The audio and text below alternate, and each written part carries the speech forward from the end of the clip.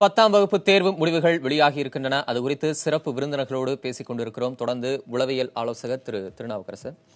10ஆம் வகுப்பு தேர்வு முடிவுகள் வெளியாகி இருக்கு. மாணவர்கள் எதிர்கொண்டிருக்கக்கூடிய முதல் பொதுத் தேர்வு ஏறக்குறைய 10,38,000 மாணவர்கள். இப்போ மாணவர்களை விட பெற்றோர்கள் தான் ரொம்ப அதிகமா ஒரு டென்ஷன்ல இருப்பாங்க. தன்னுடைய பிள்ளைகள் அதிகமா மதிப்பெண் வாங்கணும் அப்படின்னு ஒரு எதிர்பார்ப்புல இந்த நிலையில இப்போ முடிவுகள் வெளியாகி இருக்கு. மாணவர்களை விட அவர்களோட பெற்றோர் உறவினர்களும் இந்த நேரத்துல ஏன் மதிப்பெண் குறைவா இருக்கு, ஏன் இவ்வளவு வாங்கியிருக்கலாம், இந்த பக்கத்து வீட்டுக்காரங்களோட இந்த கம்பேரிசன்லாம் வேற நடக்கும். இந்த சூழல்ல ஒரு உளவியல் ஆலோசகரா நீங்க பெற்றோர்களுக்கும் உறவினர்களுக்கும் குறிப்பா மாணவர்களுக்கும் சொல்லக்கூடிய ஆலோசனைகள். அதாவது இந்த கற்றல் அப்படின்றது படித்து அப்படியே அதை வெளிப்படுத்துறது மட்டும் கிடையாது. முதல்ல ஒரு செய்தி நமக்கு வருது, அந்த செய்தியை நம்ம தெரிஞ்சுக்கிறோம், நோயிங். அதுக்கப்புறம் அதுக்கு எது நமக்கு தேவையோ அதை புரிஞ்சிக்கிறோம், அது ரெண்டாவது நிலை. புரிஞ்சுக்கிட்ட பிறகு இதை பற்றி ஆராய்ஞ்சி பதிய வைக்கணும், ஸ்டோர் பண்ணணும் என் மூளையில். அதுக்கு பேர் தான் அறிவு. அந்த அறிவுன்றது தேர்ட் ஸ்டேஜ். எவ்வளோ அறிவு இருக்குது, எவ்வளோ ஜென்ரல் நாலேஜ் இருக்குது அப்படின்றது. அதுக்கப்புறம் அந்த அறிவை பயன்படுத்த தெரியணும். சமயோஜிதமாக இந்த சமயத்தில் இதை பயன்படுத்தணும், இதை பயன்படுத்தக்கூடாதுன்னு அதுவும் தெரியணும். அதுக்கு பேர் தான் புத்திசாலித்தனம். இதை பயன்படுத்திட்டா மட்டும் பத்தாது, அதுக்கப்புறம் இந்த பயன்படுத்துறதுனால ரிசல்ட் வரணும். Outcome is the decides your validity. அந்த அவுட்கம் வந்துச்சுன்னா நீ திறமைசாலின்னு அர்த்தம். ஸோ 5 காலகட்டங்கள் இருக்குது. பொதுவாக மதிப்பெண்ணை பற்றி பண்ணும்போது இப்போ ஒரு பையன் 100 மார்க்குக்கு 100 மார்க் வாங்கிட்டான் அப்படின்றது 100% இன்டெலிஜென்ஸ் கிடையாது. இப்போ ஒரு பையன் பரீட்சை எழுதிட்டு எனக்கு 60 மார்க் தான் வரும் அப்படின்னு சொல்லிட்டு அவனுக்கு 60 மார்க் வந்துச்சுன்னா அவனுக்கு 100% அறிவு இருக்குன்னு அர்த்தம். இப்போ எனக்கு 80 மார்க் வரும்னு சொல்லிட்டு அவனுக்கு 90 மார்க் வந்துச்சுன்னா அவனுக்கு 70% அறிவு இருக்குன்னு அர்த்தம். அதாவது நமக்கு தப்பாக இருக்கிறதுன்றது எதுவும் தெரியல, ரைட்டாக இருக்கிறது எதுன்னு தெரியல. அதே மாதிரி எதிர்பார்க்கறத விட குறைஞ்சா போனாலும் இன்னமும் மோசமான அர்த்தம். அதனால தான் நீங்கள் பார்த்தீங்கன்னா இப்போ ஒரு தாமரை கண்ணன் சொன்னார், இந்த மிடில் லெவல் ஆள்லாம் பெரிய பெரிய ஆளாயிடுறான். ஏன்னா அவன் எதிர்பார்த்தது கரெக்டு, அவன் அசஸ் பண்ணுறான். நாம் மதிப்பெண்ணை மதிப்பீடு பண்ணுறதை விட அவன் மதிப்பீடு பண்ணுறான். பார்த்தீங்களா, எனக்கு இது தெரியலன்னு தெரியறது அறிவின் உச்சக்கட்டம். ஸோ அவன் கரெக்டாக அசஸ் பண்ணவன்லாம் நல்ல தெளிவான முறையில் இருக்கான்னு அர்த்தம். இதை பெற்றோர்கள் புரிஞ்சுக்கணும். 100 மார்க் வாங்கினா தான் அவன் ரொம்ப திறமையாக படிச்சிருக்கிறான், 70 மார்க் வாங்கினா அது திறமையாக படிக்கலை. உதாரணத்துக்கு இந்த தடவை பார்த்தீங்கன்னா இங்கிலீஷில் யாருமே 100 வாங்கலை. அது பல ஃபேக்டர்ஸ். இப்போ உங்கள் ஆளே சொல்கிறாங்க அதுக்கு சில கெடுபிடிகள் இருந்துச்சு, இல்லை சில கொஷின் பேப்பர் ஈஸியாக இருந்துச்சு. இந்த மாதிரிலாம் பல விஷயங்கள் இருக்குது. நம்ம உழைப்பை விட அதை தாண்டிய விஷயங்களும் இருக்குது. அதனால் பெற்றோர்களும் மாணவர்களும் புரிஞ்சிக்க வேண்டியது, இந்த மதிப்புன்றது நீங்கள் எவ்வளோ தெரிஞ்சிருக்கீங்கன்னு மற்றவங்களுக்கு தெரிவிக்கிறீங்க இல்லையா, அதனுடைய அளவுகோல் தான் இந்த மதிப்பெண். இது ஒன்றுமே தெரியல இல்லை நிறையா தெரிஞ்சிருக்குன்னு அர்த்தம் கிடையாது. அடுத்தது நீங்கள் சொன்ன மாதிரியே 10வதுன்றது முதல் நிலை ஒரு தேர்வு. அதுக்கப்புறம் தான் நீங்கள் ஃபர்தராக போக ஆரம்பிக்கிறீங்க. ஸோ இப்போ நீங்கள் கற்றுக்க வேண்டியது என்னென்னா, எனக்காக எதுக்காக மார்க் வாங்கிது, இதை எது பண்ணி ஏமாத்தியோ அல்லது சாமர்த்தியமாக மார்க் வாங்கலான்னு தெரிஞ்சுக்கிட்டிங்கன்னா மன உளைச்சலுக்கு இடமே கிடையாது. தேர்ச்சி விகிதத்தை நம்ம பார்க்கும்போது ஒட்டுமொத்தமா வழக்கம் போல இந்த விருதுநகர் மாவட்டம் முதலிடத்தை பிடிச்சிருக்கு. குறிப்பா தென் மாவட்டங்கள், அந்த மத்திய மாவட்டங்கள் வழக்கம் போல தேர்ச்சி விகிதத்துல நல்ல சதவீதத்தை பெற்றிருக்கிறாங்க. எப்பவும் போலவே கடந்த 5 ஆண்டுகளா இந்த வட மாவட்டங்கள் 12ஆம் வகுப்பு தேர்வு முடிவுகளா இருக்கட்டும், 10ஆம் வகுப்பு தேர்வு முடிவுகளா இருக்கட்டும், இந்த கடைசி இடங்கள்ல பின்தங்கக்கூடிய நிலையை நம்ம தொடர்ந்து பார்க்கிறோம் இல்லையா? அதாவது இது மிக ஆழமாக அரசியல் தலைவர்களும் நம்முடைய திட்ட செய்கின்ற வல்லுநர்களும் ஆராய்ந்து கவனம் எடுத்துக்கொள்ள வேண்டிய ஒரு கவலை தருகிற ஒரு பொருள். இதில் குறிப்பாக என்னென்னா, இது தொடர்ந்து, அதாவது நீங்கள் பார்த்தீங்கன்னா +2லையும் விருதுநகர் மாவட்டம் முதலிடம், 2வது ராமநாதபுரம் வந்திருக்கு. இந்த 10ஆம் வகுப்பு முடிவுலையும் விருதுநகர், அடுத்தது கன்னியாகுமரி வந்திருக்கு. இதில் முதல்ல வந்த மாவட்டங்களை கூட விட்டு பரவாயில்ல, கடைசியாக வந்திருக்கிற மாவட்டம் கடலூர், அதுக்கு கொஞ்சம் மேலே வேலூர். +2லையும் அதே தான், 10த்லையும் அதே தான். அப்போ தொடர்ந்து இந்த மாவட்டங்களில் இருக்கக்கூடிய அந்த மாணவர்கள் அவர்களுக்கான வாய்ப்புகளோ அல்லது வசதிகளோ அவர்களுடைய சூழல்கள் பற்றி ஆராய்வு செய்ய வேண்டியது அவசியம். இப்போ இது அந்த மதிப்பெண்கிறது நமக்கு ஒரு ஐ ஓப்பனர், அதாவது நம்ம தெரிஞ்சுக்கிறதுக்கான ஒரு காரணின்றது வச்சுக்கிட்டோம்னா, இதற்கு மேலாக நாங்கள் திட்ட கமிஷனில் இருக்கும் பொழுது ஒரு ஆய்வு பண்ணப்போ அதாவது ஹியூமன் டெவலப்மெண்ட் இண்டெக்ஸ், மனித வள குறியீடுங்கிறத வச்சு தான் இப்போ ஏற்கனவே வந்து என்னென்னா பொருளாதாரம் ஜிடிபி வச்சு பார்ப்பாங்க, ஒட்டுமொத்த பொருளாதார வளர்ச்சி வச்சு.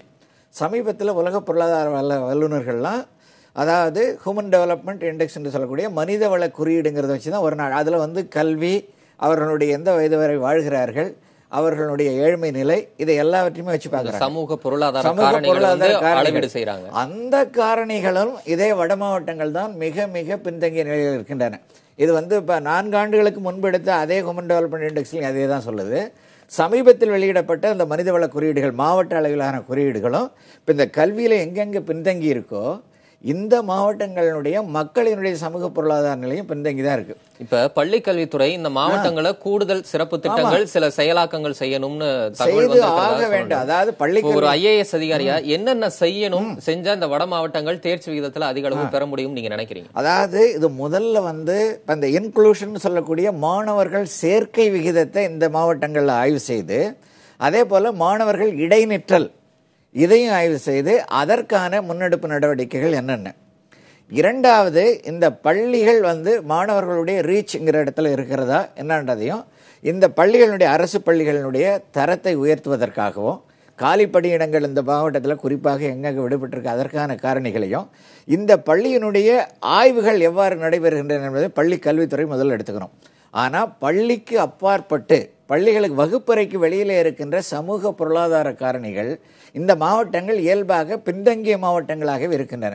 ஆக இந்த மாவட்டங்களுக்கு பொருளாதாரத்தை வலுப்படுத்தக்கூடிய தொழிற்சாலைகளை ஏற்படுத்துகின்ற முனைப்புகள், பொருளாதாரத்தை வலுப்படுத்தக்கூடிய மற்ற முனைப்புகளில் இங்கே இருக்கக்கூடிய இந்த மாவட்டத்தினுடைய விவசாயத்தை மேம்படுத்துகின்ற பெரும்பகுதி மக்கள் கடைபிடித்து வருகிற வேளாண்மையை மேம்படுத்துவதற்கான திட்டங்கள், தொழில் வளர்ச்சியை மேம்படுத்துவதற்கான திட்டங்கள், வேலை வாய்ப்புகளை பெருக்கும் இந்த திட்டம், இது சேர்ந்து வெறும் கல்வி மட்டும் இல்லை, கல்வி வந்து முக்கிய காரணி. இந்த கல்விக்கு அடுத்து சமூக பொருளாதார காரணிகளும் இந்த வட மாவட்டங்கள் தொடர்ந்து நம்முடைய திட்டமிடுதலில் புறக்கணிக்கப்படுகின்றன என்ற ஒரு கருத்து வலுவாக இருக்குது. அதற்கு ஆணித்தரமான ஆதாரமும் இது. ஆகவே அரசியல் தலைவர்களும் சமூக தலைவர்களும் இதில் பொருளாதார வல்லுநர்களும் இந்த வட மாவட்டத்திற்கு சிறப்பு திட்டங்களை தீட்டி இந்த நிலையை மாற்றுவதற்காக உடனடியாக வேண்டிய ஒரு கட்டாயம். இன்னொரு கருத்தை நான் இந்த 100 விழுக்காடு எடுத்த மாணவர்களை ஒன்று பதிவு செய்ய விரும்புகிறேன்.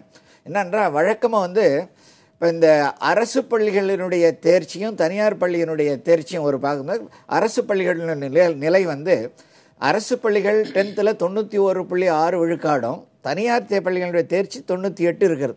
இந்த அரசுக்கும் தனியாருக்கும் இந்த தேர்ச்சி விகிதம் இருப்பது அது வந்து பெரிய ஆச்சரியம் இல்லை. ஏன்னு கேட்டால், தனியார் பள்ளிகளில் ஓரளவு வசதி படைத்த அல்லது வாய்ப்பு படைத்த மாணவர்கள் அதிகம் செல்வதும், அந்த வசதி குறைந்த நிலையில் உள்ளவர் தான் அரசு பள்ளிக்கு செல்கிற நிலையில் இருக்குது. ஆகவே அந்த இன்டேக்கே வந்து பார்த்திங்கன்னா இயல்பாக அந்த ஸ்டாண்டர்ட் வருது. இந்த வேறுபாடு வரணும் பெருசில்லை. நம்ம இருந்தாலும் அரசு பள்ளிகளுடைய தரத்தை தொடர்ந்து உயர்த்திக்கணும். ஏன்னா அரசு பள்ளியினுடைய ஆசிரியர்கள் எந்த வகையிலும் தரம் குறைந்தவர்கள் அல்ல. இன்னும் போனால் அரசு பள்ளி ஆசிரியர்கள் நன்கு முழுமையான குவாலிஃபைடாக தான் இருக்காங்க. ஆனால் அவர்கள் இன்னும் அக்கறை எடுத்து, ஏனென்றால் தங்களிடம் வந்திருக்கிற மாணவர்கள் தனியார் பள்ளி மாணவர்களை ஒப்பிடும்போது சமூக ரீதியிலும் பொருளாதார ரீதியிலும் கொஞ்சம் குறைவாக இருக்கிறவங்க கூடுதல் கவனம் செலுத்தணும். ஆனாலும் அரசு பள்ளி மாணவர்கள் நிறைய சாதனை படைக்கிறாங்க, சாதனை படைத்திருக்காங்க. இதுல ஒண்ணு வந்து மகிழ்வு தருகிறது என்னன்னா, இந்த இடைவெளி வந்து +2 பார்க்கும்போது அரசு பள்ளி 86.8, தனியார் பள்ளி 97.7, அந்த இடைவெளி வந்து 10th குறைஞ்சிருக்கு. ஆகவே இந்த 10 வரை இருக்கக்கூடிய மேல்நிலை பள்ளிகள் தவிர்ந்த உயர்நிலை பள்ளிகளினுடைய தரம் ஓரளவுக்கு சரியாயிருக்கின்றது ஒரு நமக்கு மகிழ்ச்சி நேரக்கூடாது. இன்னும் ஒரு செய்தி, மொழிப்பாடத்தை பற்றி நாம் தொடர்ந்து தமிழாசிரியர்கள் கூட்டங்களில் பேசுகின்ற பொழுதும் மாவட்ட ஆட்சித்தலைவர் அவருக்கும் ஒரு கருத்தை வலியுறுத்துகிறேன். அதான் என்ன கருத்துன்னு சொன்னால், ஆண்டுக்கு 10 லட்சம் மாணவர்கள் எழுதக்கூடிய ஒரு தேர்வில் கிட்டத்தட்ட அதில் 9 லட்சம் தமிழ் குடும்பங்கள், தமிழை வீட்டில் படித்து தமிழ் பேசக்கூடிய குடும்பத்தில் தான். சில மாணவர்கள் கூட ஏன் 100 விழுக்காடு போட மாட்டேங்கிறீங்க அப்படின்னு சொல்லி கடந்த 2-3 ஆண்டுகளுக்கு முன்பு சில மாணவர்கள் 100 எடுக்க ஆரம்பித்தாங்க, எடுத்தேன். இதில் ஒரு மகிழ்வுன்னா, இன்றைக்கு தமிழ் பாடத்தில் இவர்கள் வந்து 69 மாணவர்களுக்கு 100க்கு 100 எடுத்திருக்காங்க. அதில் சற்று வருத்தம் என்னென்னா, கடந்த ஆண்டு 73 பேருக்கு போட்டிருக்காங்க. நீங்கள் 1000ல் ஒரு மாணவர்கள் தமிழ் மாணவர் பண்ணியிருந்தால் கூட ஒரு 1000 மாணவர்களாவது வந்திருக்கணும் 10 லட்சம் பேரில். இதுவும் குறைவு தான். இதை ஏன் சொல்லுகிறேன் என்றால், தமிழ் குடும்பங்களில் படித்து தமிழ் சூழலில் வளர்ந்த குழந்தைகள் இன்றைக்கு +2 போகும்போது ஃப்ரெஞ்சு, சான்ஸ்கிரிட்டு, ஸ்பானிஷ் இதெல்லாம் எடுத்து படிக்கிறது. அந்த ஆர்வத்தினால அவங்க எடுக்கலை. ஒரு சிலர் மட்டும்தான் எங்கள் வேலை வாய்ப்பு ஆர்வத்தில் எடுக்காங்க. ஏன்னா அங்கே குறைச்சலாக படித்தாலும் நல்ல மார்க் போட்டுடுறாங்க. ஓரளவு பண்ணால் தமிழ் ஆசிரியர்கள் மார்க் போட மாட்டாங்க அப்படின்ற ஒரு மனநிலையில் தமிழ் குடும்பத்து பிள்ளைகளை மற்ற மொழி பாடங்கள் தேர்வு செய்கிற சூழல் இருக்குது. இது நாளடைவில் வருத்தம். இந்த வகையில் இந்த போட்ட ஆசிரியர்களுக்கு தனிப்பட்ட வகையில் என்னுடைய வாழ்த்துக்களும், இன்னும் தமிழ் ஆசிரியர்கள் சற்று தாராளமாக இருந்து தமிழ் மொழியை போற்ற வேண்டும் என்ற வேண்டுகோளை இதன் மூலமாக நான் விடுக்க விரும்புகிறேன். நன்றி. தொடர்ந்து பேசலாம். திரு தாமரை கண்ணன், இந்த தேர்ச்சி விகிதம் குறித்து நாம் பார்க்கும்போது வட மாவட்டங்கள் தொடர்ச்சியா பின்னணியில இருக்கு. இந்த கல்வித்துறை, பள்ளி கல்வித்துறை செயலாற்ற வேண்டிய திட்டங்கள் ஒரு பக்கம் இருக்க, தொடர்ச்சியா ஒரு கல்வியாளரா நீங்க பார்க்கும்போது ஏன் இந்த பின்னடைவு இந்த வட மாவட்டங்கள்ல மட்டும் இருக்கு? இந்த நிலை ஏன் தொடருது? பொதுவாக ஆசிரியர்களை பொறுத்தவரை எல்லா மாவட்டங்களையும் சிறப்பாக பணிபுரிந்து கொண்டிருக்கு. அது இப்பெல்லாம் அரசு பள்ளிகளில் செயல் திட்டங்கள் முழுவீச்சில் செயல்படுகிறது. பொதுவாக சமூக நல 14 வகையான மாணவர் நலத்திட்டங்களை அரசு செயல்படுத்தி கொண்டிருக்கிறது.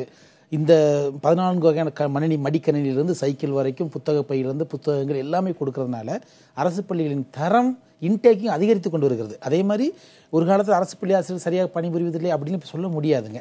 ஏன்னா சிஸ்டமேட்டிக்காக அந்த ஹெரார்ச்சி ஆர்டர் படி ஒவ்வொரு மாவட்ட அலுவலர் வரைக்கும் முழு வீச்சில் செயல்பட்டு கொண்டிருக்கிறார்கள். மாணவர்களும் அந்த தேர்ச்சி விழுக்கிறதுக்காக நிறைய ஒர்க் பண்ணிக்கிட்டு இருக்காங்க. எக்ஸ்ட்ரா மைலேஜ் 4 மணிக்கு பிறகும் சிறப்பு வகுப்புகள் எடுத்து தனியார் பள்ளிகளைப் போலவே செயல்பட்டு கொண்டிருக்காங்க. ஆனால் பிரச்சனை எங்கே இருக்குன்னா, ஒரு தனியார் பள்ளியில் இப்போ ஈரோடு மாவட்டம் வச்சுப்போமே, ஈரோடு மாவட்டத்தில் தனியார் பள்ளிகள் அதிகம். இப்போ கன்னியாகுமரி மாவட்டம் என்று சொன்னால் கிறிஸ்துவ மிஷனரி பள்ளிகள் 100 ஆண்டுகள் கடந்த பள்ளிகள், வெள்ளையர்கள் காலத்தில் ஆரம்பிக்கப்பட்ட இருக்குது. அரசு உதவி ஒரு பள்ளி அதிகம், அரசு பள்ளி குறைவாக இருக்கும்.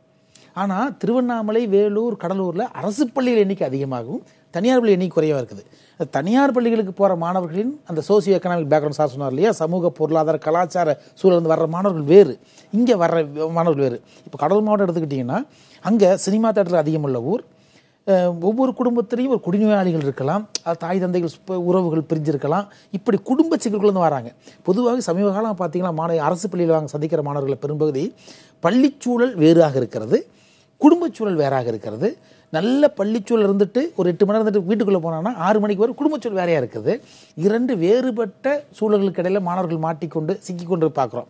ஏன்னா ஒரு 15 வயது மாணவன், 11, 12 படிக்கும்போது 17 வயது மாணவன் அந்த விடலை பருவத்தின் முதிர்ச்சியில் இருக்கும்போது, அந்த அடாலசன்ட் ஏஜில் இருக்கும்போது, உடலும் மனமும் புதிய மாற்றத்துக்கு தயாராகிற காலத்தில் இந்த உளவியல் ரீதியான இந்த சூழல் சிக்கல்களை மாட்டிக்கிட்டு இருக்கான். கார்ல் மார்க்ஸ் சொல்கிற மாதிரி குடும்பம் சூழல் மனிதனையும் மனிதன் சூழலையும் பாதிக்கும் அப்படிங்கிறனா, இந்த சூழல்களாலும் பாதிக்கப்படுகிற மாணவர்கள் இந்த மாவட்டங்கள் இருக்கலாம். அப்போது இந்த சமூக பொருளாதார மேம்பாட்டிற்கான திட்டங்கள் முன்னெடுத்துட்டு போவதன் மூலமாக மாணவர்கள் தன்னம்பிக்கை கொடுக்கணும். வகுப்புகளும் மட்டும் தன்னம்பிக்கை கொடுத்துட முடியாது. தன்னம்பிக்கையை மோட்டிவேஷன் நம்ம கொடுத்து கொண்டே இருந்தாலும் கூட எதிர்காலத்தை பற்றி நம்பிக்கையை முதல்ல ஊட்ட வேண்டியிருக்கு. இன்னும் சில சமூக பொருளாதார காரணிகள் பின்னணியில இருக்கிறது மறைமுக காரணியா இருக்கு. நீங்க இந்த இடத்துல இன்னொரு ஒரு பார்வையும் வைக்கப்படுது, ஆசிரியர்கள் பற்றாக்குறை அந்த பகுதியில் அதிகமா இருக்குன்ற ஒரு பார்வையும் அங்க வைக்கப்படுது. இதன் காரணமாகவும் அந்த பகுதியில் தேர்ச்சி விகிதம் அதிகரிக்கப்படல. ஆசிரியர்களை பொறுத்தவரை தொடர்ந்து இப்போ அரசு அடுத்தடுத்து தேர்வு, டெட் தேர்வு வந்ததுக்கு பிறகு, முதுகலை தேர்வு வந்த பிறகு இப்பெல்லாம் சீனியாரிட்டியில் போடுறதுல தேர்வு வைத்து போடுறாங்க. அரசு பள்ளிகளை பொறுத்தவரை தொடர்ந்து பணியாளர்கள் ஆசிரியர்கள் நியமித்து கொண்டு தான் இருக்கிறாங்க. எங்கே பிரச்சனை வரலாம்னா டிரான்ஸ்ஃபர், ஒவ்வொரு ஆண்டும் நடத்தப்படுகிற பணி இடமாற்றத்தின் காரணமாக சில ஆசிரியர்கள் இடம் மாறி போயிடலாம். அதனால் அங்கே வேக்கண்ட் இருக்கலாம். இதையெல்லாம் இப்படி சரி செய்வது. இப்போ டெக்னாலஜி பூர்த்தி ஆகணும். இன்னும் காலமாற்றது, இந்த வகுப்பறை கற்றல் கற்பித்தல் என்பது காலமாற்றது மாறி ஆகணுங்க. இப்போ டெக்னாலஜி, இன்ஃபர்மேஷன் டெக்னாலஜி ஜாஸ்தி ஆகிடுச்சு. இனி என்ன செய்யணும், விர்ச்சுவல் கிளாஸஸ் கொண்டு வரலாம். இப்போ ஒரு மைய இடத்துலேருந்து ஒரு சென்னையிலிருந்து தொடர்ந்து இப்போ கல்விக்கேனே ஒரு டிவி ஒரு சேனல் ரெடி பண்ணலாம், அல்லது யூடியூப் மூலமாக சேனல் ஆரம்பிக்கலாம். பள்ளிக்கல்வித்துறை எந்த இடத்துல ஒரு ஆசிரியர் இல்லையோ அங்கே அந்த மாணவர்களை அமர வைத்து இந்த சேனல் மூலமாக வகுப்புக்கு கவனிக்க வைக்கலாம். இப்படி தொழில்நுட்பத்தையும் வகுப்பறைகளுக்கு கொண்டு வரது மூலமாக தான் காலம். ஏன்னா எல்லா பையங்களும் ஸ்மார்ட் ஃபோன் இருக்குது. ஒரு சாதாரண வறுமையிலிருந்து வர பையன் கூட ஸ்மார்ட் ஃபோன் யூஸ் பண்ணுற சூழல் வாழ்ந்துக்கிட்டு இருக்கா, தப்பு சொல்ல முடியாது. அப்போ இப்போ இங்கிலாந்து பார்த்தீங்கன்னா பேப்பர்லெஸ் எஜுகேஷன்றாங்க, காகிதமில்லா கல்வின்றாங்க.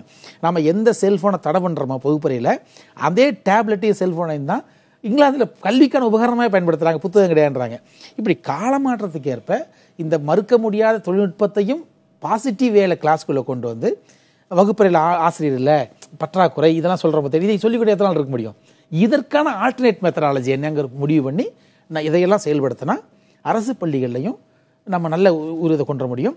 ஆனால் தனியார் பள்ளியோட தேர்ச்சி விழுக்காட்டை மட்டுமே வைத்துக்கொண்டு அரசு பள்ளியின் தரம் குறைந்து நம்ம சொல்லிடக்கூடாது. அரசு பள்ளிகளில் மதிப்பெண் குறைந்த மாணவன் வெளிவந்தாலும் தன்னம்பிக்கையுடையவனாக, சமூகத்தை புரிந்தவனாக, சக மாணவனை புரிந்துகொள்வனாக, போட்டி மனப்பான் அற்றவனாக, ஏற்றுக்கொள்வனாக, நாங்கள் அரசு தனியார் பள்ளிகள் வெற்றி பெற கற்றுக் கொடுக்கிறது, நாங்கள் தோற்கவும் கற்றுக் கொடுக்கிறோம். 10ஆம் வகுப்பு தேர்வு முடிவுகள் வெளியாகி இருக்கின்றன. 10 லட்சத்திற்கும் மேற்பட்ட மாணவர்கள் எழுதிய தேர்வு முடிவுகள் வெளியாகி இருக்கக்கூடிய நிலையில் அவர்களுக்கான அடுத்த கட்ட வாய்ப்புகள், இந்த தேர்வு முடிவுகளை மாணவர்கள் எவ்வாறு எடுத்துக் கொள்ள வேண்டும் என்பது போன்ற உளவியல் ரீதியான ஆலோசனைகள், தேர்ச்சி விகிதத்தில் இனி கல்வித்துறையில் அடுத்த கட்டமாக செய்யப்பட வேண்டிய மாற்றங்கள், சில ஆலோசனைகளும் சிறப்பு விருந்தினர்கள் நம்மிடையே வழங்கின. தொடர்ந்து பள்ளி கல்வித்துறை முக்கிய சீர்திருத்தங்களை செய்யும் என்று உறுதியளித்திருக்கிற நிலையில் அது தொடரும் என்று நாமும் நம்பலாம். அரங்கில் வந்த சிறப்பு விருந்தினர்களுக்கு நன்றி சொல்லி இந்த சிறப்பு விவாதத்தை நிறைவு செய்யலாம். அண்மை செய்திகளுக்கு தொடர்ந்து இணைந்திருங்கள் புதிய தலைமுறையுடன்.